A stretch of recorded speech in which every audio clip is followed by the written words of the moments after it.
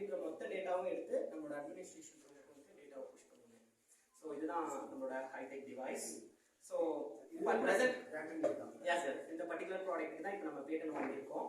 So இப்போ version 3 அப்படின்றது வந்துட்டு இப்போ ஸ்டார்ட் பண்ண போகிறோங்க. ஸோ அதோட இனாகிரேஷனாகவும் வந்து இதை நாங்கள் எக்ஸிக்யூட் பண்ணுறோம். ஸோ வெர்ஷன் 1 வெர்ஷன் 2க்கும் இதுக்கும் சின்ன சின்ன வித்தியாசம் தான் இருக்குது.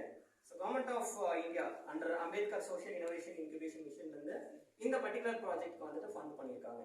ஸோ இது வரைக்கும் லைக் நியர் டு 30 lakhs வந்துட்டு ரிசர்ச் ஃபண்ட் மட்டும் பண்ணியிருந்தாங்க.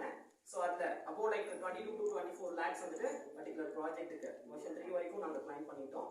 தென் நெக்ஸ்ட் டு திஸ் இதோட ஃபேக்ட்ரி இவங்களோட ப்ராசஸ் வந்துட்டு ரிசர்ச் மட்டும் முடிஞ்சதுன்னா விட்டுற மாதிரி அந்த மாதிரி ஸ்டெப் கிடையாதுங்க. இது கண்டினியூஸாக மக்கள் மத்தியிலையும் இந்தியன் இண்டஸ்ட்ரீஸை வந்துட்டு ஒரு ஹையர் எண்ட்ல வந்துட்டு வளர வைக்கணும் அப்படின்றதுக்காக அவங்க முன்னோட்டம் எடுத்திருக்காங்க.